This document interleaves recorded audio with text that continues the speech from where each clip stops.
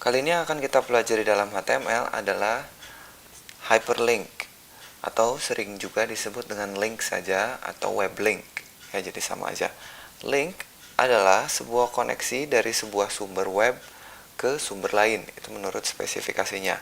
Dengan kata lain, jika tidak ada hyperlink, maka tidak akan ada juga yang disebut dengan web. Ya, jadi komponen hyperlink ini adalah komponen yang sangat penting dalam sebuah web.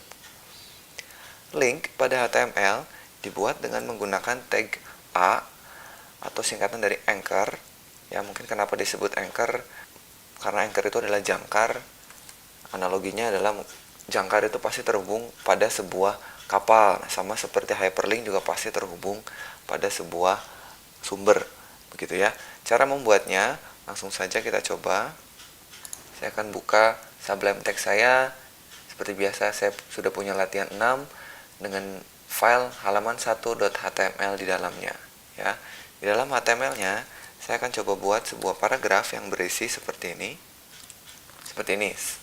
Saya punya paragraf yang bertuliskan klik di sini untuk mengetahui informasi lebih lanjut. Yang nantinya kata di sini akan saya jadikan sebuah link sehingga kita bisa klik untuk terhubung ke sumber lain atau ke halaman lain. Ya, jadi cara menuliskannya adalah kita tambahkan tag A sebelum kata di sini dan tutup A setelah kata di sini. Ya, kita lihat dulu hasilnya. Ini hasilnya. Nah, kata di sini belum menjadi sebuah hyperlink karena untuk membuat hyperlink kita butuh satu atribut yang dinamakan dengan href. Di dalam href ini kita bisa menuliskan sumbernya.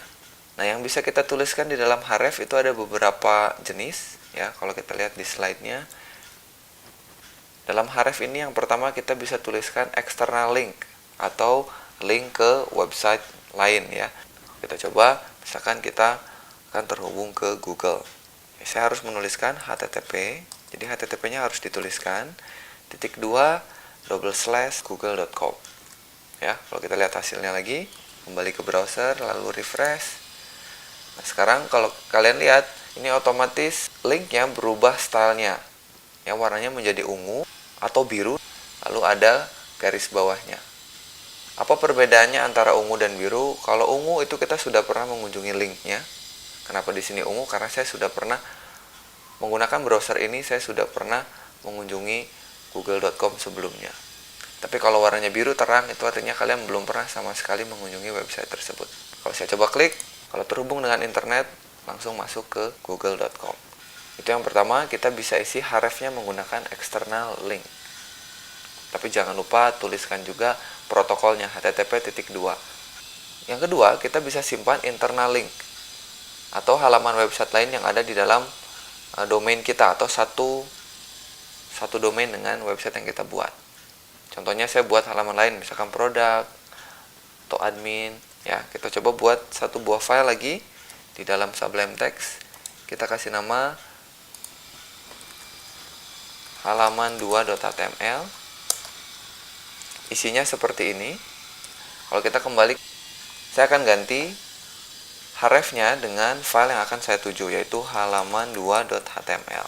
Ya, kita tidak perlu menuliskan http karena ini satu domain. Bahkan saya simpan di dalam satu folder yang sama. Jadi saya tinggal menuliskan halaman2.html.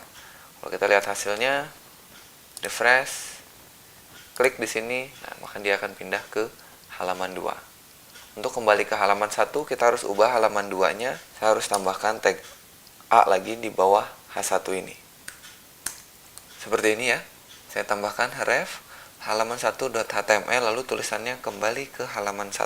Jadi kalau saya refresh, saya bisa bolak-balik ke halaman 1, ke halaman 2. Ya, jadi itu tadi penggunaan href untuk eksternal dan internal URL ya. Nah, ini ada yang disebut dengan relative URL. Apa maksud dari relative URL? Itu contohnya begini.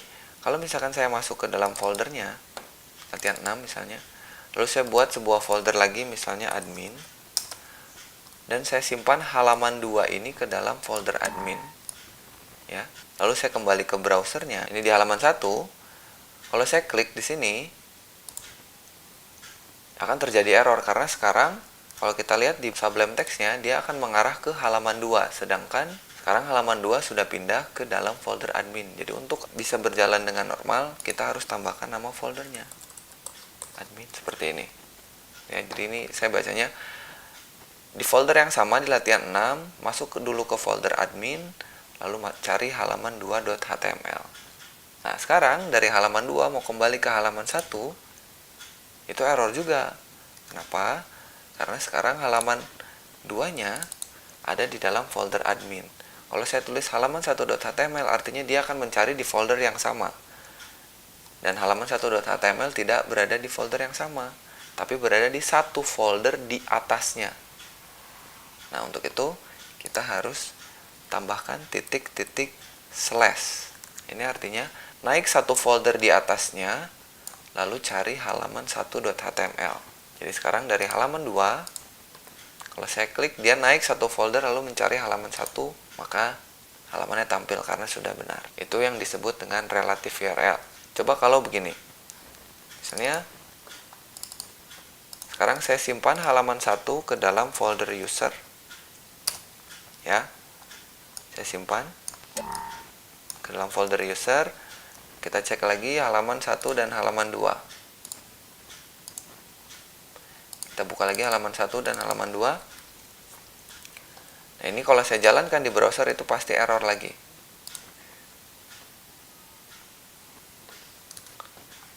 Nah, sekarang saya mau kasih tugas untuk kalian bagaimana caranya agar linknya tetap jalan. Ya, silakan pause dulu videonya, coba mengetahui apa yang harus diperbaiki agar halamannya jalan. Kalau sudah, kalian boleh play lagi videonya. Kita lihat hasilnya sama-sama. Yang harus kalian perbaiki di halaman 1 adalah, karena halaman 1 sekarang berada di dalam folder user, jadi kita harus keluar dulu, naik dulu satu folder. Ya, naik dulu satu folder. Itu artinya kita berada di latihan 6, lalu masuk ke folder admin. Ya, jadi kita harus tambahkan titik-titik slash. Begitu pula halnya dengan halaman 2.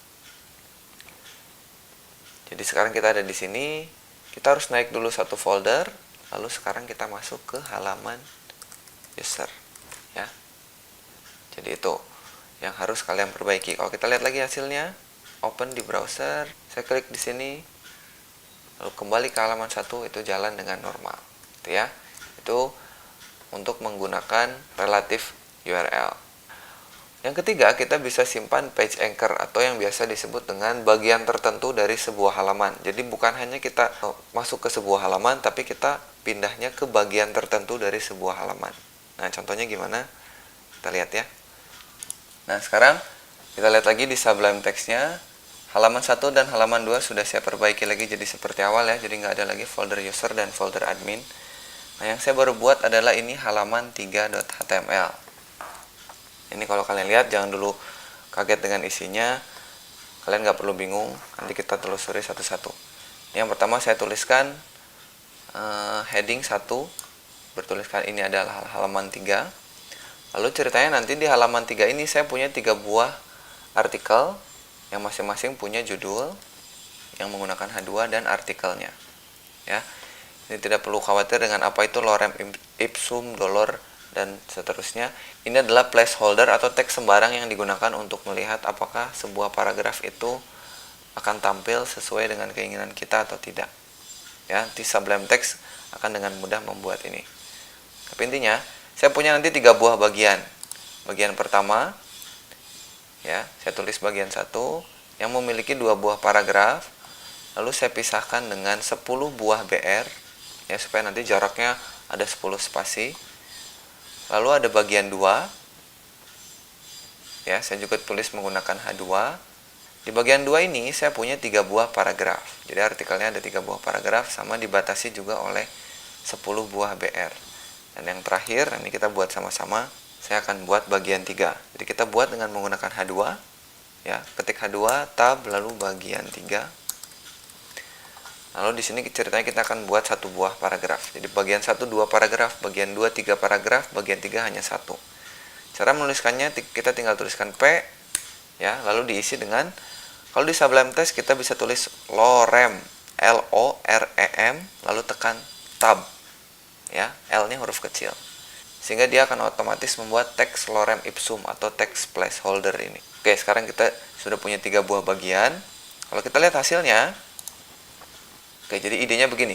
Jadi nanti setelah H1 saya akan membuat UL yang berisi 3 buah link menggunakan list item ya. Sehingga kalau saya klik, nanti dia akan pindah ke bagian 1. Kalau saya klik list yang kedua, kita pindah ke bagian 2. Kalau saya klik list yang ketiga, kita pindah ke bagian 3. Gitu ya.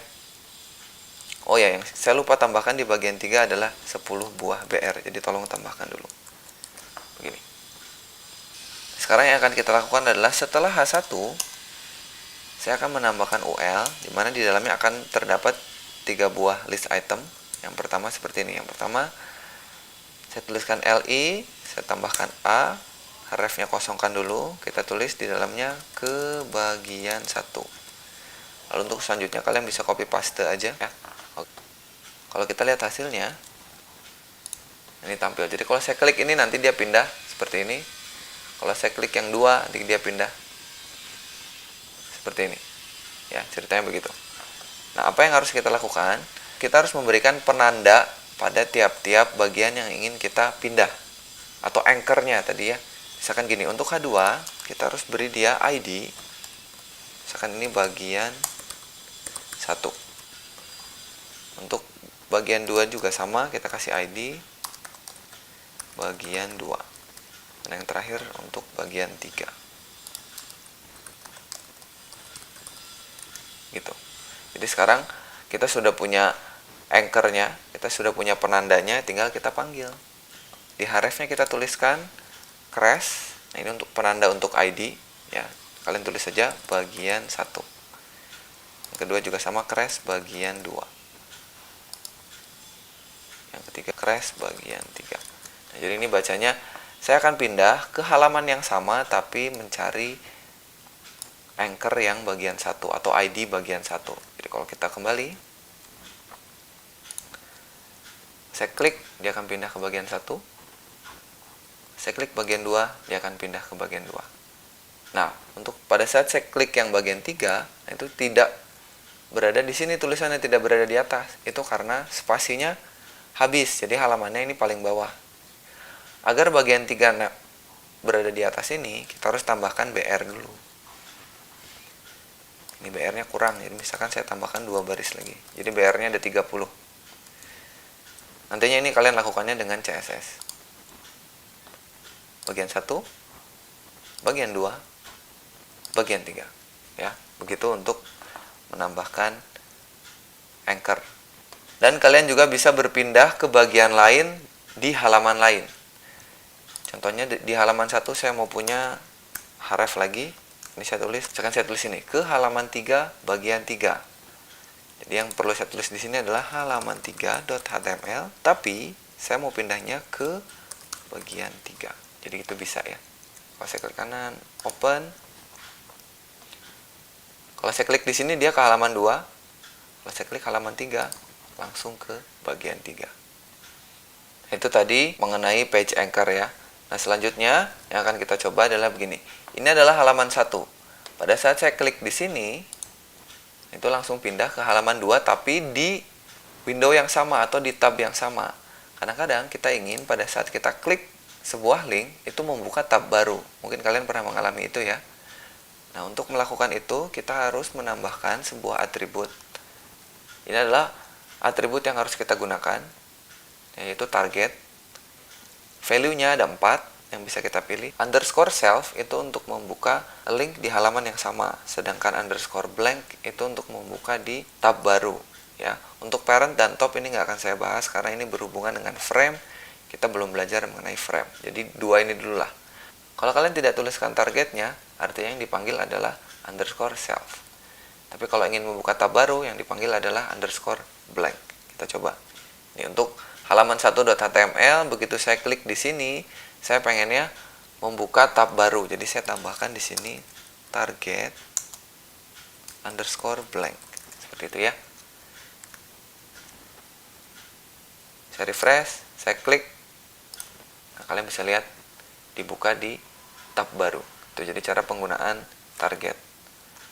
Dan yang terakhir, bagaimana kita menghubungkan hyperlink dengan image.